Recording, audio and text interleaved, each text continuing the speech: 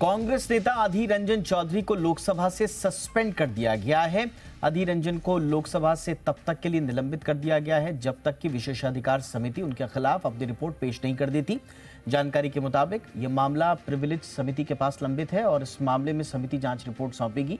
तब तक अधीर रंजन सदन से सस्पेंड रहेंगे। रवि त्रिपाठी इस वक्त मेरे साथ मेरे वरिष्ठ सहयोगी जुड़ चुके हैं दिल्ली से। पूरा मामला उनसे समझते हैं। रवि, क्या मामला है ये, क्या आधार बना उनको निलंबित करने का? देखिए, जिस तरह से जो प्रस्ताव पारित हुआ है, जो प्रस्ताव पेश किया गया पार्लियामेंट्री अफेयर्स मिनिस्टर की तरफ से, प्रहलाद जोशी की तरफ से, उसमें साफ तौर पे कहा गया कि अधीर रंजन चौधरी ने जिस तरह से प्रधानमंत्री के खिलाफ अपशब्दों का इस्तेमाल किया, आज कल भी उन्होंने अमित शाह के भाषण के दौरान अपशब्दों का इस्तेमाल किया और उनको बीच बीच में टोकते रहे। और ये उनका आज का नहीं, ये शुरू से इनका आचरण रहा है। उनके आचरण ऐसा रहा है कि हमेशा वो गड़बड़ी करते हैं चर्चा के दौरान, हमेशा वो कहीं ना कहीं डिस्टर्ब करने की कोशिश करते हैं। कहीं ना कहीं उनका आचरण गलत है और बार बार उनके आचरण को देखते हुए, हैबिचुअल ऑफेंडर उनको मानते हुए उनके खिलाफ प्रस्ताव मूव किया गया है और प्रस्ताव पास किया गया है कि उनको सस्पेंड किया जाए। और उनका सस्पेंशन तभी बहाल हो जब प्रिविलेज कमेटी अपनी रिपोर्ट उनके हक में सौंपे। रवि, ये बड़ा अनप्रेसिडेंटेड सा लग रहा है। उधर आप संसद के आसपास उनके जानकार लोगों से आपकी बातचीत हुई होगी। इस तरह से टोका टाकी के लिए निलंबन की कार्रवाई का कोई एकदम कलेक्टिव वे में तो होता रहा है। ये राज्यसभा में इससे पहले हुआ है और भी जगह हुआ है, लेकिन एक कोई सदस्य उनको बाकायदा उनको आरोपित करके और फिर प्रस्ताव पारित करके निलंबित कर दिया गया, ये कुछ नया है या ये ऐसा होता रहा है? नहीं, देखिए, है तो नया।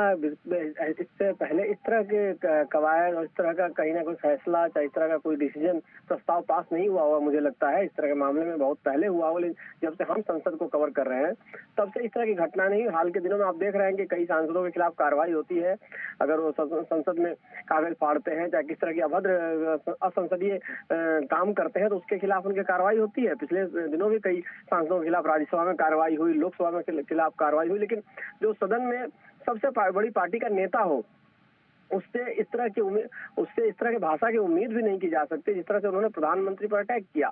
ये कहना है सत्ता पक्ष का, और इसी आधार पर ये रिजोल्यूशन मूव हुआ है जब उस वक्त में सत्ता विपक्ष का कोई भी सांसद नहीं था। सारे सत्ता पक्ष के सांसद थे और उसके अलावा एक से दो लोग जो है कुछ पार्टी के, चाहे तो उसमें बीजेडी के सांसद थे, फिर वाईएसआर के सांसद थे, एक सांसद थे पंजाब से जिन्होंने इसका विरोध किया। बस उस वक्त में संसद में मौजूद थे, वो नहीं गए थे वॉकआउट करके। लेकिन सही आप कह रहे हैं कि इस तरह की चीजें देखने को नहीं मिली है, लेकिन ये भी देखने को नहीं मिलती थी कि प्रधानमंत्री के खिलाफ लगातार अपशब्दों का इस्तेमाल किया जाता है विपक्ष की तरफ से। और हर बार जब प्रधानमंत्री उठते हैं भाषण देने के लिए, चाहे वो राष्ट्रपति के अभिभाषण के समय हो, चाहे इससे पहले जब अविश्वास प्रस्ताव पे उन्होंने बोला हो, चाहे अभी जब भी प्रधानमंत्री उठते हैं बोलने के लिए, तो उनके भाषण को डिस्टर्ब करने की कोशिश की जाती है। और चूंकि वो सदन में लोकसभा के कांग्रेस के नेता हैं, तो इसके लिए वो जिम्मेदार भी है और खुद भी उनका जो व्यवहार है वो आपत्तिजनक है। इसी का हवाला दिया गया है, कोई आज की घटना का नहीं दिया है। आज की घटना को भी इससे जोड़ा गया है जो प्रधानमंत्री के खिलाफ उन्होंने किया, कल जो उन्होंने गृह मंत्री के भाषण के दौरान डिस्टर्ब करने की कोशिश की, और इससे पहले भी उनका जो आचरण रहा है उसको जोड़ते हुए इस तरह की कार्रवाई की गई है उनके खिलाफ। हालांकि अगर आम तौर पे सांसदों से बात करें तो बहुत ज्यादा सहमत नहीं है लोग इतनी कठोर कार्रवाई को लेकर। लेकिन मैं वही पूछना चाह रहा था रवि आपसे कि बिल्कुल आपने सही कहा कि मर्यादा और भाषा का जो स्तर संसद में हमको देखने को मिल रहा है वो तो चिंता का विषय बहुत बनता है। और टोका टाकी जितनी ज्यादा बढ़ी है वो अपने आप में एक चिंता का विषय। कामकाज का तो क्या ही कहना, संसद में क्या हो रहा है क्या नहीं हो रहा है पूरी जनता देख रही है।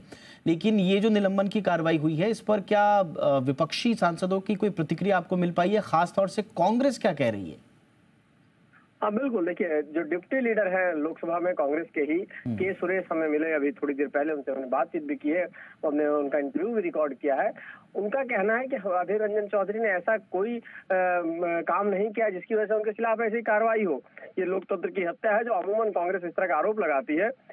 लेकिन मैं आपको बताना चाहूंगा कि कांग्रेस के लोग जो है वो एग्रेसिव रहते हैं।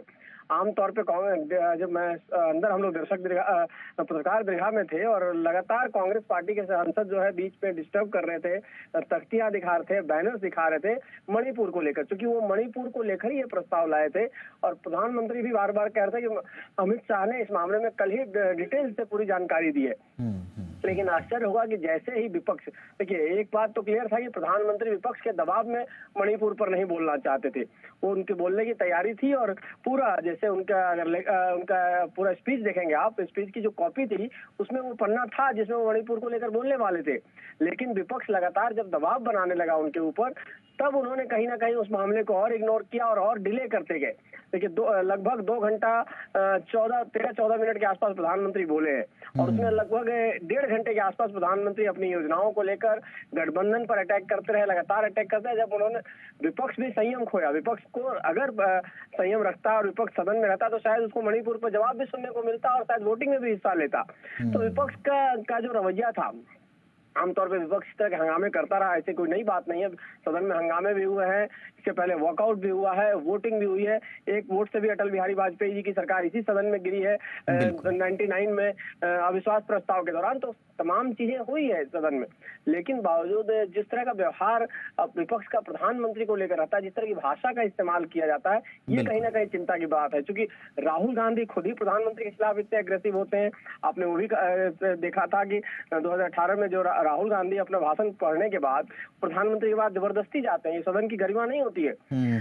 तो प्रधानमंत्री के पास जाते हैं, उनसे कहते हैं हाँ आप उठिए, हम गले मिलिए, गले नहीं, प्रधानमंत्री नहीं उठते हैं तो उनको गले उनके लगते हैं, गले मिल के आते हैं, मैसेज देते हैं, फिर उनके पास आंख मारने वाला वीडियो भी आता है। तो कहीं ना कहीं अगर प्रधानमंत्री को आप मजाक का बनाएंगे, एक गरिमा में पोस्ट है उसके खिलाफ आप भाषा का इस्तेमाल करें, संसदीय भाषा का इस्तेमाल करें। देखिए आमतौर पर कहा जाता है कि जब आपके पास शब्दों की कमी होती है तभी आप अपशब्दों का इस्तेमाल करते हैं। स्वाभाविक कहीं ना कहीं ठेस पहुंची है सत्ता पक्ष को भी और विपक्ष को भी। अब सोचना पड़ेगा कि कहीं प्रधानमंत्री मोदी को अटैक करते समय आप किस तरह की भाषा का इस्तेमाल करें, क्योंकि उनको अंधा राजा कहा गया। प्रधानमंत्री राहुल गांधी ने उनको रावण की संज्ञा दी एक तरह से। उनके साथ उन्होंने कहा कि कुंभकर्ण और ये तो तमाम तरह की बातें आप जब अटैक कर रहे हैं, आप भारत माता की हत्या की बात करें अलग है, लेकिन प्रधानमंत्री वो भी गलत है। उसके साथ साथ इस तरह की बातें जो होती है प्रधानमंत्री को लेकर, बिल्कुल खासतौर पर देखिए बिल्कुल रवि, बिल्कुल आपने सही कहा कि संसद में जो भाषा और आचरण की जो मर्यादा है वो टूटी है, इसमें कोई शक नहीं। अब इसका क्या जवाब जनता को देना है, वो किस रूप में से लेगी, ये आने वाले चुनाव बताएंगे। लेकिन आज दिलचस्प ये हुआ कि अविश्वास प्रस्ताव तो गिरना ही था, वो तो गिर ही गया।